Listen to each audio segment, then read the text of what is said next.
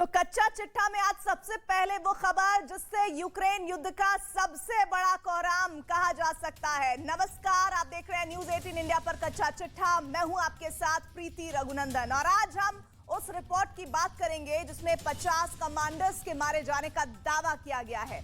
इस रिपोर्ट पर पुतिन के 100% यकीन है, लेकिन ज़ेलेंस्की बिल्कुल खामोश है। कच्चा चिट्ठा में आज 22 जून होने वाले एक बड़े चाइनीज ऑपरेशन के बारे में भी आपको बताने वाले हैं, जिससे पूरी दुनिया को खतरा पैदा हो सकता है। लेकिन सबसे पहले देखिए वो मृत्यु पाठ जिसके जरिए रूस की फौज अब ज़ेलेंस्की की और भी बड़ी दुश्मन बन चुकी है।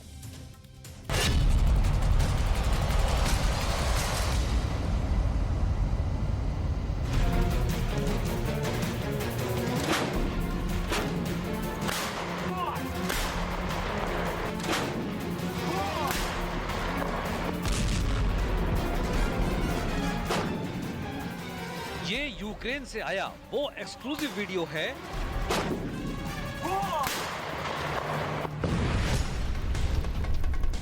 ये वो तस्वीरें हैं जिससे साबित होता है कि अमेरिका भी अब खुल्लम खुल्ला युद्ध में उतर आया है। ये वो वीडियो है जिसे देखकर क्या पुतिन का गुस्सा ज्वालामुखी की तरह फूटेगा? सबसे बड़ा डर यही सता रहा है।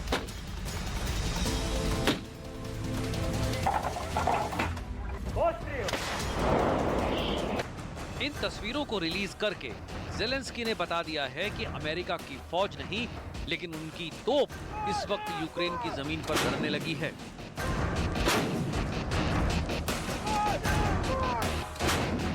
पहली बार ऐसी तस्वीरें आई हैं जब अमेरिका के हैवीवेट हथियार रूस के खिलाफ बमबारी में इस्तेमाल किए जा रहे हैं। पुतिन की फौज पर अमेरिका की तोप धुआंधार बमबारी कर रही है। ये है अमेरिका की बहुत ही पावरफुल M777 तोप। ऐसे ही हथियारों का इंतजार ज़ेलेंस्की बहुत ज्यादा बेसब्री से कर रहे थे और अब यही तोप डॉनबास में रूस के खिलाफ फ्रंट पर तैनात कर दी गई है।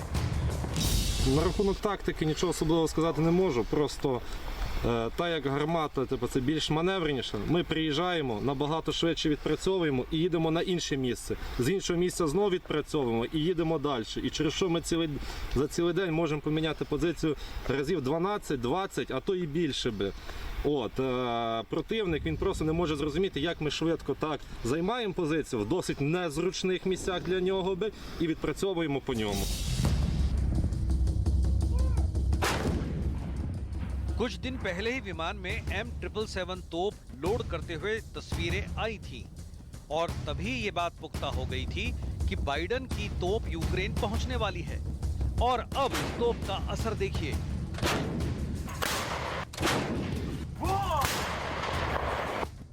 डॉनबास में एक महीने से ज्यादा वक्त से यूक्रेन की जो फौज बैकफुट पर थी वो अचानक फ्रंट फुट पर खेल रही है और M777 इसकी सबसे नई वजह है। M777 30 किलोमीटर दूर तक 155 मिलीमीटर का गोला दाग सकती है। फायरिंग रेट भी बेहतरीन है, 1 मिनट के अंदर ये 4 गोले दाग सकती है। वजन 4000 किलो है, इसलिए इसे एक हेलीकॉप्टर से भी आसानी से तैनात किया जा सकता है। पूरी दुनिया में मशहूर इस तोप ने यूक्रेन की फौज का गिरा हुआ हौसला एकाएक बुलंदी पर पहुंचा दिया है। Вагомість гаубиць, вона просто капітально себе показує. По причині того, що це є нове озброєння натовське. Це піднімає дух нашим бійцям, тому що ми бачимо, що ми можемо працювати більше, краще. І так само деморалізує противника, тому що вони бачать, як часто прилітають снаряди, як точно прилітають снаряди і що після цього буває. Сама різниця між озброєнням, яке в нас було до того радянського зразка, і новим. Ця гармата набагато точніша, скорострільніша і сама у роботі вона набагато простіша, тому що в неї набагато вона нижче стоїть до землі, легше її маскувати. डॉनबास में लड़ते हुए अब तक यूक्रेन की फौज लंबी दूरी की आर्टिलरी को लेकर जूझ रही थी। ज़ेलेंस्की बार बार गुहार कर रहे थे कि उनको हथियार दिए जाएं जो रूस की पोजीशन पर वार कर सकें।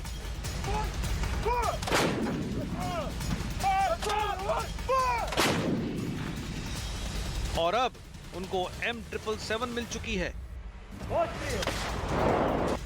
जाहिर है इस वक्त जेलेंस्की की खुशी का ठिकाना नहीं है। डॉनबास में M777 की फील्ड रिपोर्ट मिलने के बाद जेलेंस्की ने एक सेल्फी वीडियो वाली स्टेटमेंट जारी की है। Продовжуються наджорстокі бої на Донбасі. Російська армія застосовує там найбільше артилерії, найбільше наступальних сил, але Сєвєродонецьк, Лисичанськ, Авдіївка, Красногорівка та інші найгарячіші точки, вони тримаються. Люди такі у нас тримають. Тримається наша армія, і я вдячний усім, чия сила сьогодні – це наша перемога завтра. Вічна слава кожному і кожній, хто воює за Україну, воює міцно. Слава Україні! M777 बहुत ही सटीक है। इसकी फायरिंग स्पीड बाकी तोपों के मुकाबले गजब की है। ये हल्की भी है और इस्तेमाल करने में तो ये बहुत ही आसान बताई जाती है।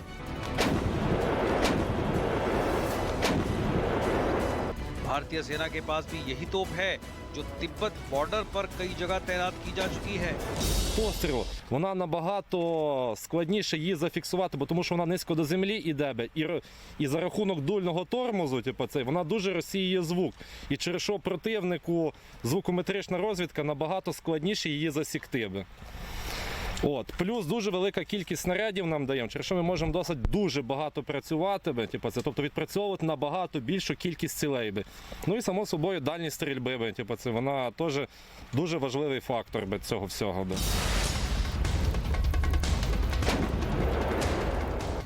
M777 अकेला बड़ा हथियार नहीं है।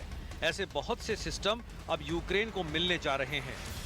नेटो देशों से यूक्रेन को बहुत से नए हथियार दिए जाने का वादा किया गया है। कई हथियार मिल चुके हैं, कई पाइपलाइन में हैं। अभी तक की रिपोर्ट्स के आधार पर जेलेंस्की को सिर्फ अमेरिका से जो हथियार ऑफर हुए हैं उनमें अमेरिका से जेवलिन एंटी टैंक मिसाइल की नई खेप मिलने वाली है। अमेरिका से ही और स्टिंगर एयर डिफेंस मिसाइल मिलने वाली है। अमेरिका से M777 तोप मिल रही है। अमेरिका से ही हाईमार्स मल्टी रॉकेट लॉन्चर मिलने जा रहा है। यूक्रेन को मिलने वाले खतरनाक हथियारों की लिस्ट अभी और लंबी होने जा रही है और इसे लेकर रूस ने भी अमेरिका को आगाह कर दिया है कि व्लादिमीर पुतिन यूक्रेन को मिल रहे हथियारों की मदद से बिल्कुल खुश नहीं है, क्योंकि इनका आखिरकार इस्तेमाल रूस की फौज को खत्म करने के लिए ही किया जाएगा। रूस के गुस्से की वजह नेटो की एक मीटिंग भी है, जिसमें इस सैन्य संगठन के रक्षा मंत्रियों की मुलाकात हुई। सबके निशाने पर सिर्फ और सिर्फ रूस है और जेलेंस्की को यह भरोसा बार बार दिलाया जा रहा है कि वो जंग को तेज करें, उनको हथियारों की खेप मिलती रहेगी। बेल्जियम में हुई इस मीटिंग में M777 तोप पर भी चर्चा हुई। नेटो भी देख रहा है कि अगर ये तोप यूक्रेन को बड़ी तादाद में दी जाए तो ये गेम चेंजर साबित हो सकती है। अभी तक यूक्रेन की सबसे ज्यादा मदद जर्मनी, ब्रिटेन और अमेरिका ही करते आ रहे हैं, लेकिन अब कनाडा M777 तोप दिए जाने का वादा कर रहा है। ये चार देश यूक्रेन के लिए छोटे और बड़े हथियारों के भरोसेमंद सप्लायर बन चुके हैं। We are here today to discuss the situation in Ukraine and the principles of defense and deterrence upon which NATO is founded. We will ensure that we provide military aid to Ukraine in the short and the long term. Of course, Canada, I announced yesterday that we will provide barrels for the M777 in addition to the 155 artillery that I announced a few weeks ago. लेकिन जैसा कि कहा, NATO देशों का बढ़ता हुआ दखल Putin को बर्दाश्त नहीं होगा और वो रिएक्ट जरूर करेंगे और करने भी लगे हैं। संयुक्त राष्ट्र में भी रूस ने इसके खिलाफ आवाज उठाई है। हालांकि इसका असर कागजी भी नहीं होगा, लेकिन जमीन पर रूस ये पूरा रिकॉर्ड देखने लगा है कि यूक्रेन को कौन कितनी मदद कर रहा है। On June 1st, the U.S. Undersecretary of Defense announced that the U.S. has transferred to Ukraine 108 M777 howitzers and 220,155 millimeter artillery rounds. These long-range armaments enabled the Ukrainian army to strike beyond the line of contact into residential areas with no military presence. And now this Western artillery is killing innocent people. I would like to say to the Western countries supplying weaponry to Ukraine, the blood of civilians is on your hands. The tragedy in Donetsk confirms once again that you are fighting a proxy war with Russia with the hands of Ukrainians.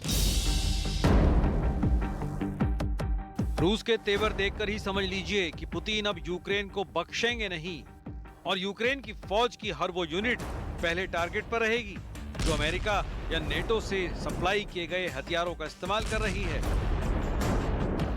इसलिए America से मिली M777 तोप को भी रूस ने निशाना बनाना शुरू कर दिया है। देखिए रूस की नेवी से कैसे मिसाइल लॉन्च की जा रही है। ये ऐसी मिसाइल है जो अपने टारगेट के कुछ मीटर के दायरे में जाकर गिरती है। ये रूस का नेवल शिप है जिससे लगातार एक के बाद एक 4 कैलिब्र क्रूज मिसाइल लॉन्च की गई। इनका टारगेट था मिकोलाइव में मौजूद M77 की एक बैटरी जिसने रूस को बहुत नुकसान पहुंचाना शुरू कर दिया था। 20 высокоточными ракетами большой дальности «Калибр» на территории трансформаторного завода в городе Николаев уничтожены 10 155 миллиметровых гаубиц М777 и до 20 боевых бронированных машин, поставленных Запада в киевскому режиму за последние 10 дней. अब सवाल है कि रूस ने इतनी खतरनाक मिसाइल से क्या सिर्फ अमेरिका से मिली तोप को ही निशाना बनाया? तो जवाब है नहीं। रूस का दावा है कि उसने अब तक कैलिब्र मिसाइलों से उस जगह भी अटैक किया है जहां यूक्रेन के कमांडर भी मौजूद थे। फ्रांस की मीडिया रूस का हवाला देकर बता रही है कि ऐसे हमलों में अब तक यूक्रेन के 50 जनरल मारे जा चुके हैं। ऐसी ही रिपोर्ट इंटरनेशनल मीडिया में और जगह भी छप रही है जो जेलेंस्की का मूड खराब कर सकती है, क्योंकि इसमें साफ साफ लिखा है कि यूक्रेन के 50 से ज्यादा जनरल और स्टाफ रूस की क्रूज मिसाइल का निशाना बने हैं। За прошедшие сутки высокоточными ракетами большой дальности морского базирования «Калибр» в 12:30 нанесен удар по пункту управления украинских войск в районе села Широкая Дача Днепропетровской области. В момент, когда там проходило рабочее совещание командного состава оперативно-стратегической группировки войск «Александрия». В результате удара уничтожено свыше 50 генералов и офицеров Вооруженных сил Украины, в том числе Генерального штаба, командования группировки войск «Каховка», десантно-штурмовых войск и соединений, действующих на Николаевском и Запорожском направлении. यूक्रेन में चल रहे रूस के ऑपरेशन में अब तक रशियन फोर्सेस की तरफ से ऐसे दावे कम किए गए हैं। इसकी पुष्टि निष्पक्ष स्रोत से नहीं हुई है, लेकिन दावे तो शुरू से जेलेंस्की भी बड़े-बड़े कर रहे हैं और उनके आंकड़े तो हजारों में रहते हैं। कभी रूस के 30,000 सैनिकों के मारे जाने का दावा किया जाता है, तो कभी जून में ही दुश्मन की 40,000 तक कब्र खोदने की बात की जाती है। यूक्रेन को डॉनबास में रौंदने के लिए रूस की फौज भी लगातार आगे बढ़ रही है और अब सेवेरोडोनेत्स्क के पास एक और शहर क्रामातोर्स्क रूस के टारगेट पर है। ये रिपोर्ट ब्रिटेन के अखबार गार्जियन अखबार में छपी है। यहाँ के मेयर ने चेतावनी जारी कर दी है कि रूस को नहीं रोका तो इस शहर पर भी पुतिन की फौज का कब्जा हो जाएगा। क्रामातोर्स्क डॉनबास का ये एक शहर है और ये सेवेरोडोनेत्स्क से 100 किलोमीटर पश्चिम में है। अब यहाँ भी रूस के हमले तेज होने लगे हैं। ज्यादा अटैक आर्टिलरी से किए जा रहे हैं।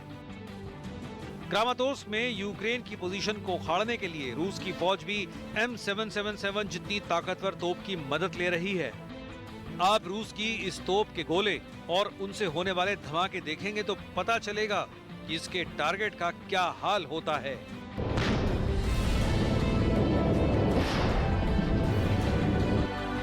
ये रूस की 2S5 तोप है जो 152 मिलीमीटर के गोले दागती है। रूस का दावा है कि इसी तोप के हमले से यूक्रेन को मिली M777 तोप की पोजीशन पर भी अटैक किया गया है और उसकी एक यूनिट भी तबाह की जा चुकी है। На Донецькому напрямку противник продовжує зосереджувати основні зусилля на Сєвєродонецькому та Бахмутському напрямках. Інтенсивно застосовує авіацію. На Сєвєродонецькому напрямку противник обстрілював із ствольної та реактивної артилерії райони населених пунктів Лисичанськ, Сиротине, Воронове, Борівське, Біла Гора, Устинівка, Мирна Долина та Тошківка. Та завдав авіаційних ударів парами літаків Су-25 поблизу Білої гори та Мирної долини. Тривають бойові дії за встановлення повного контролю над містом Сєвєродонецьк. ज़ेलेंस्की को भी इसका डर सबसे ज्यादा है, लेकिन अपनी फौज के हौसले बुलंद रखने के लिए उनके पास अभी फिलहाल सेल्फी वाले वीडियो के अलावा कुछ और खास नहीं है, क्योंकि अमेरिका से मिले हथियारों पर रूस ने अपना कहर बरसाना भी जरूरी कर दिया है और इससे यूक्रेन को पहले से बड़ा नुकसान होने लगा है।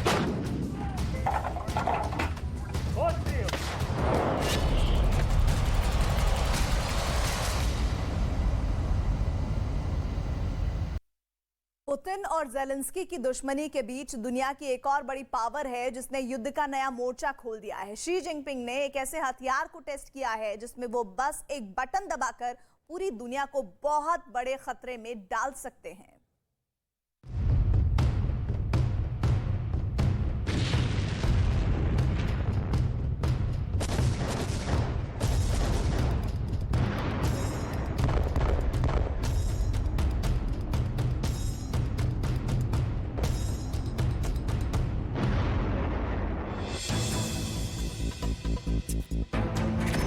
शी जिनपिंग बेहद खतरनाक प्लानिंग कर रहे हैं। अपने दुश्मनों के खिलाफ और चीन के डिफेंस के लिए उन्होंने एक और नया प्रयोग किया है।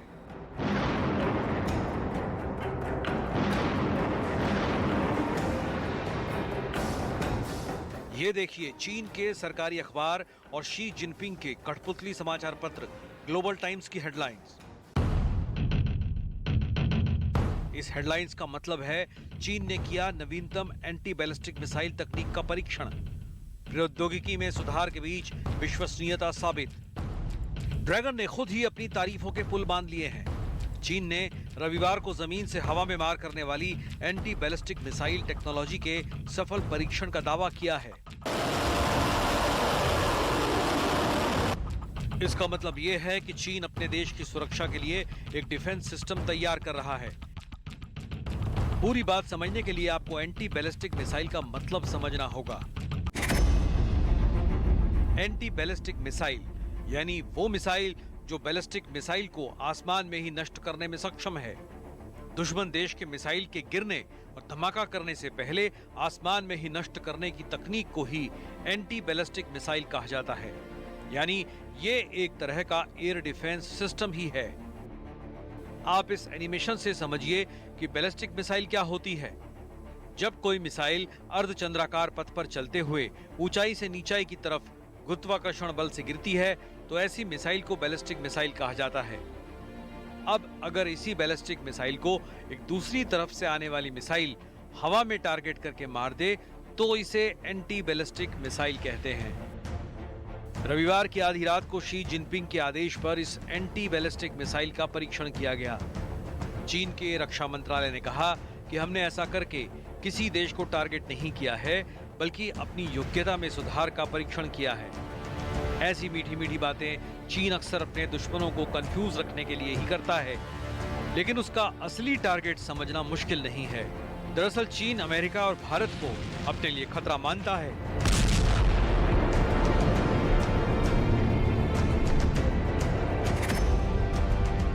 चीन ने साल 2010, 2013, 2014, 2018 और 2021 में एंटी बैलिस्टिक मिसाइल परीक्षण किया है। साल 2022 में छठवीं बार चीन ने एंटी बैलिस्टिक मिसाइल परीक्षण किया है। Ground-based anti-missile technologies to deter the U.S. China also needs to further strengthen its offensive capability of nuclear weapons, which is the norm of China's strategic deterrence. दरअसल लगातार किए जा रहे परीक्षण साबित करते हैं कि शी जिनपिंग काफी ज्यादा बेचैन है। हालांकि वो कूटनीति के बड़े खिलाड़ी हैं, इसलिए वो सीधे कभी किसी देश से टकराव मोल नहीं लेना चाहते। लेकिन सच्चाई ये है कि चीन अमेरिका की थार्ड मिसाइल से काफी ज्यादा घबराया हुआ है।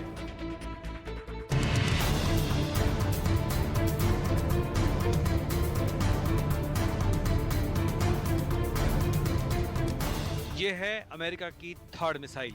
पूरी दुनिया में इस एयर डिफेंस सिस्टम की धाक है। इसी थाड़ का नाम लेकर अमेरिका दुनिया में अपनी धाक जमाने की कोशिशों में लगा रहता है। इसका वार काफी सटीक माना जाता है। जिस बॉर्डर पर यह थार्ड डिफेंस सिस्टम इंस्टॉल होता है, वहां कोई भी बैलिस्टिक मिसाइल बॉर्डर को लांघ नहीं सकती। ऐसा दावा खुद अमेरिका करता है। ये थार्ड की पावर है।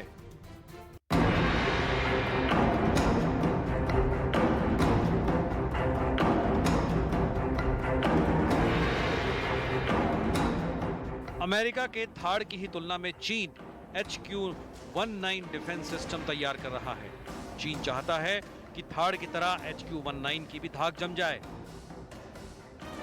Third hit to kill missile है, यानी ये दुश्मन की मिसाइल को इंटरसेप्ट भी करती है और टारगेट को नष्ट भी कर देती है। ठीक ऐसा ही सिस्टम HQ-19 में डेवलप करने की कोशिश चीन कर रहा है। दरअसल ये पूरा इलाका ही तनाव का केंद्र बना हुआ है। मैप से जरा इसको समझिए। ये चीन के पड़ोस में मौजूद है उत्तर कोरिया, जहां का तानाशाह किम जोंग अमेरिका का कट्टर विरोधी है। और ये है दक्षिण कोरिया, जहां पर लोकतंत्र है और यहां की सरकार को अमेरिका का पूरा सपोर्ट रहता है। अब दिक्कत ये है कि किम जोंग दक्षिण कोरिया को अपना दुश्मन मानते हैं, यानी दक्षिण कोरिया के खिलाफ जिनपिंग और किम जोंग एकजुट हैं, तो अपनी सुरक्षा के लिए दक्षिण कोरिया अमेरिका के साथ खड़ा हो गया है। और इसलिए 2016 में दक्षिण कोरिया ने यह ऐलान कर दिया कि वो अपने देश में अमेरिका का third air defence missile system तैनात करने जा रहा है। जैसे ही साउथ कोरिया ने यह घोषणा की, शी जिनपिंग काफी परेशान हो गए। दरअसल ये शी जिनपिंग के दोहरे मापदंड हैं। जब नॉर्थ कोरिया के तानाशाह किम जोंग लगातार इंटरकॉन्टिनेंटल बैलिस्टिक मिसाइलों का टेस्ट करते हैं, तो चीन उनके समर्थन में खड़ा रहता है। किम जोंग हर मिसाइल टेस्ट का खुलकर जश्न मनाते हैं। किम जोंग तो हजारों किलोमीटर लंबी दूरी के मिसाइलों का टेस्ट करके न सिर्फ अमेरिका को चुनौती देते हैं, बल्कि दक्षिण कोरिया को भी डराने में लगे रहते हैं। लेकिन असलियत ये है कि किम जोंग के एग्रेशन से बचने के लिए अब दक्षिण कोरिया अमेरिका के थार्ड मिसाइल डिफेंस सिस्टम को लगाने की घोषणा करता है, तो शी जिनपिंग को काफी तकलीफ हो सकती है। जिस तरह जेलेंस्की ने नेटो में शामिल होने की तैयारी करी, तो पुतिन ने जेलेंस्की के खिलाफ युद्ध छेड़ दिया। ठीक उसी तरह जब दक्षिण कोरिया ने अमेरिका का third missile air defence system लगाने की घोषणा की, तो शी जिनपिंग ने विवाद पैदा कर दिया और इसका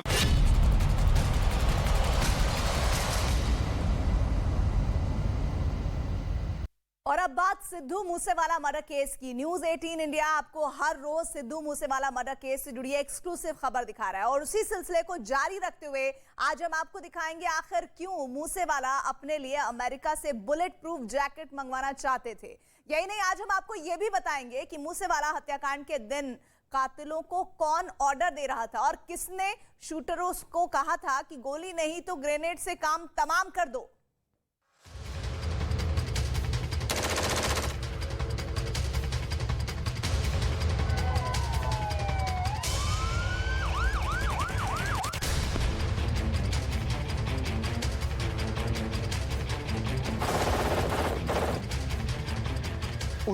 मई 2022 को पंजाबी सिंगर, एक्टर और रैपर से राजनेता बने शुभदीप सिंह सिद्धू और सिद्धू मूसेवाला के कत्ल को 22 दिन बीत चुके हैं और पुलिस की तफ्तीश के दौरान आए दिन सिद्धू मूसेवाला के कत्ल से जुड़ा कोई पोशीदा राज बाहर आ रहा है।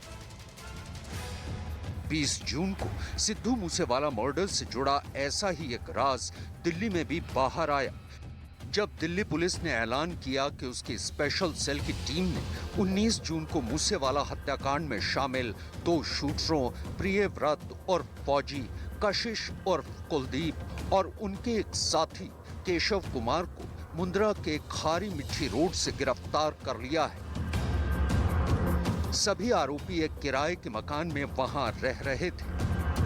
19 तारीख को सुबह के टाइम हमारी जो स्पेशल सेल की टीम्स थी, इन्होंने इनको अरेस्ट किया है।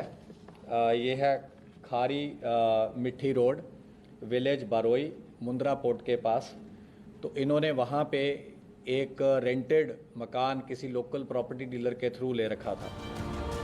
गिरफ्तारी के वक्त पुलिस ने आरोपियों से 8 high explosive grenade, 1 under barrel grenade launcher, 9 electronic detonator, 1 assault rifle, 20 कारतूस, 30 बोर के 3 स्टार पिस्टल और AK सीरीज की एक गन भी बरामद की।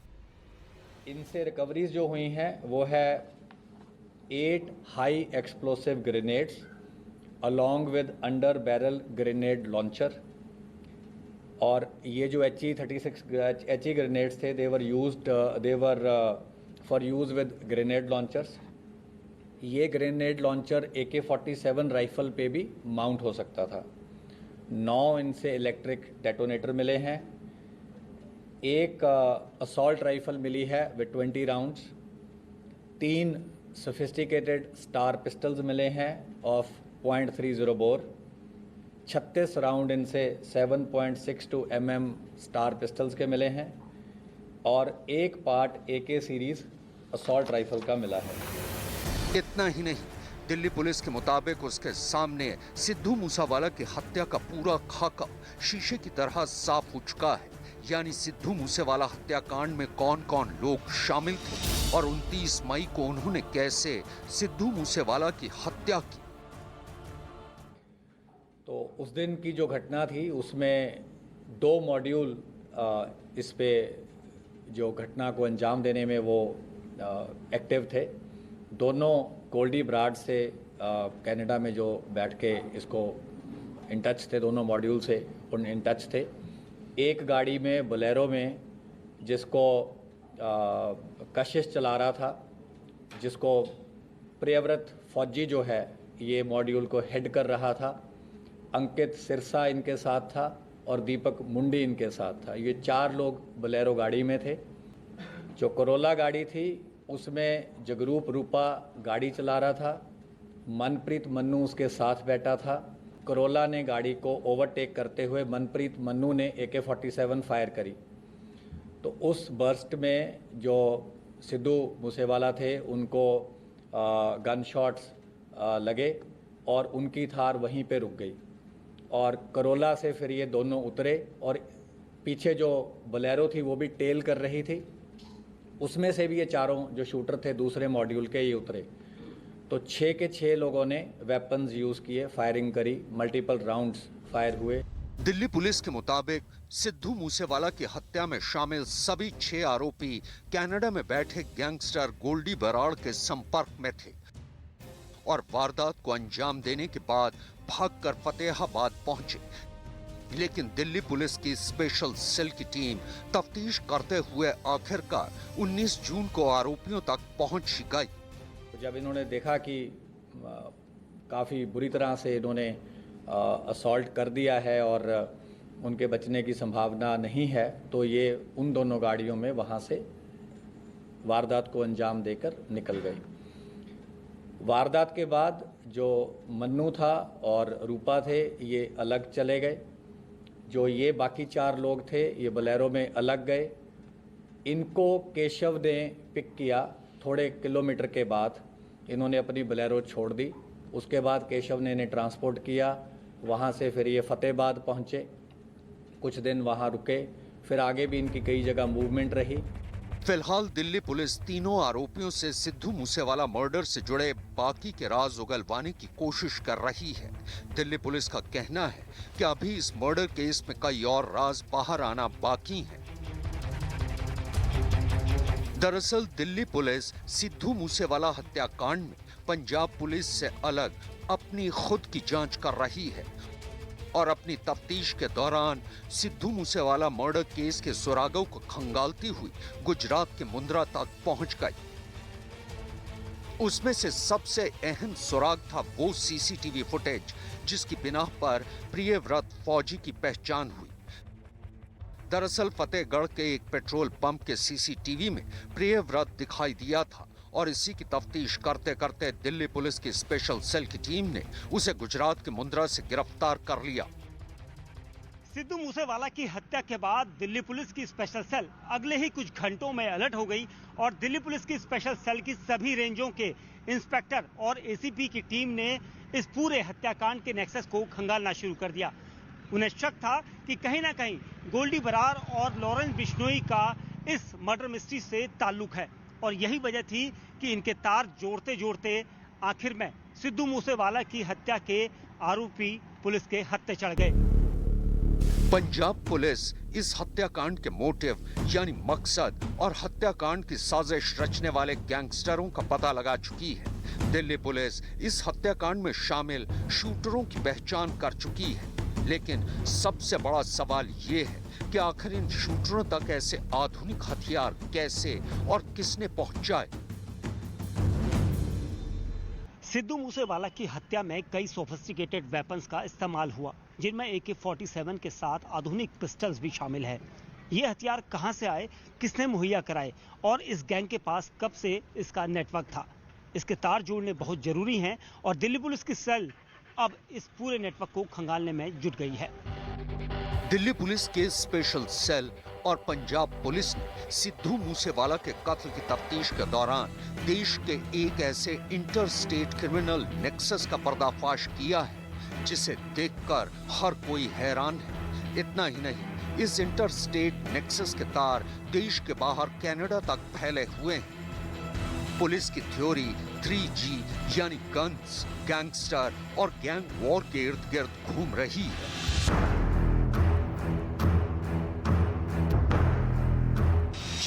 यानी गैंगस्टर लॉरेंस बिश्नोई, गोल्डी बराड़ और काला जठेड़ी। जी यानी आधुनिक guns, AN-94 assault rifle, 40 mm का under barrel VOG-25 grenade launcher और .30 बोर की स्टार पिस्टलें। जी यानी गैंग वॉर। पुलिस सूत्रों का कहना है कि सिद्धू मूसेवाला हत्याकांड के तार गैंग वॉर से जुड़े हैं। न्यूज 18 इंडिया को दिल्ली पुलिस के सूत्रों से मिली एक्सक्लूसिव जानकारी के मुताबिक सिद्धू मूसेवाला की हत्या के लिए आरोपियों ने 15 दिन में 8 बार रेकी की थी। 9वीं बार में आरोपी अपने मंसूबे को अंजाम तक पहुंचा पाए थे। शूटर प्रियव्रत और फौजी और रूपा ऑपरेशन से जुड़ी हर बात की जानकारी गोल्डी बराड़ को सीधे दे रहे थे। 29 मई को संदीप केकड़ा और निक्कू ने गोल्डी और सचिन से वीडियो कॉल में मूसेवाला की मूवमेंट की जानकारी दी थी।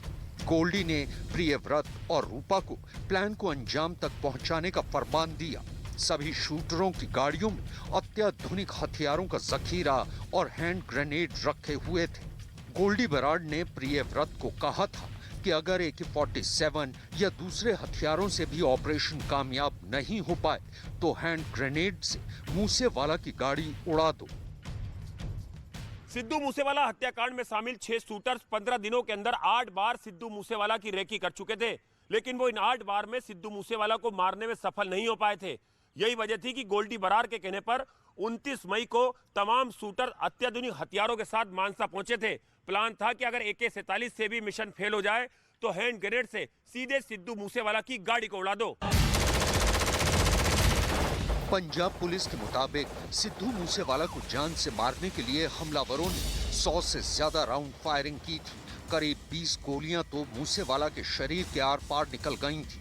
शुरुआती तफ्तीश में ही ये बात सामने आ गई थी कि मूसेवाला को मारने के लिए आरोपियों ने AN-94 असॉल्ट राइफल का इस्तेमाल किया था। फिलहाल पुलिस इस बात को खंगाल रही है कि आरोपियों के पास AN-94 राइफल कहां से आई। इसके अलावा हत्याकांड में इस्तेमाल हुए दूसरे आधुनिक हथियार कहां से आए। शूटर प्रियव्रत, फौजी और रूपा कनाडा में बैठे गोल्डी बराड़ के साथ लगातार फोन के जरिए संपर्क में थे। ये दोनों शूटर्स सिद्धू मूसेवाला रेकी से जुड़ी हर जानकारी गोल्डी बराड़ तक पहुंचा रहे थे। हत्याकांड में इस्तेमाल हथियार विदेश से आए थे, जिनका इंतजाम गोल्डी बराड़ और लॉरेंस बिश्नोई ने कराया था। असल में मूसेवाला मर्डर केस में लॉरेंस गैंग के पास हथियार कहां से आए थे, इसकी जांच की सुई मध्य प्रदेश के सेंधवा की ओर घूम रही है। पुलिस सूत्रों के मुताबिक MP के सेंधवा को लॉरेंस गैंग की हथियार फैक्ट्री कहा जाता है। 18 जून को पुणे पुलिस ने लॉरेंस गैंग के गुर्गों से 13 पिस्तौलें बरामद की थी।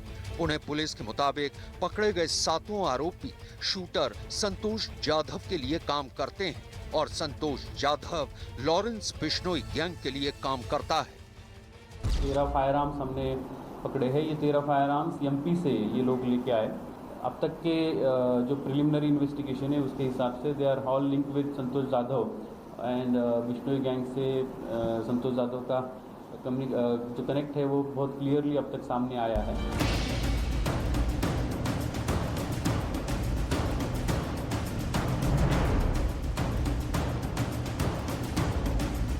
मध्य प्रदेश के सेंधवा से लॉरेंस बिश्नोई गैंग को हथियारों की सप्लाई की बात की जांच के लिए जब न्यूज 18 इंडिया की टीम उमटी गांव पहुंची तो गांव वालों ने हमारी टीम को यह कहकर गांव में जाने से रोक दिया कि उनके गांव के कुछ लोग हथियारों की तस्करी करते हैं, लेकिन बदनामी पूरे गांव की होती है। लिहाजा हमारी टीम वहीं रुक गई, लेकिन हमारी टीम के सेंधवा पहुंचने के कुछ देर बाद ही महाराष्ट्र पुलिस की एक टीम भी तफ्तीश के लिए वहां पहुंच गई। सिद्धू मूसेवाला हत्याकांड में संदिग्ध लॉरेंस बिश्नोई गैंग का एमपी कनेक्शन यानी सेंधवा से लॉरेंस बिश्नोई की गैंग के लोगों को हथियार सप्लाई किए गए। न्यूज 18 इंडिया की टीम सबसे पहले सेंधवा पहुंची और सेंधवा के पास उमटी गांव भी पहुंची जो हथियारों की सप्लाई के लिए बदनाम है, और इसके बाद पीछे ही फौरन महाराष्ट्र पुलिस की टीम भी पड़ताल के लिए सेंधवा पहुंच गई है।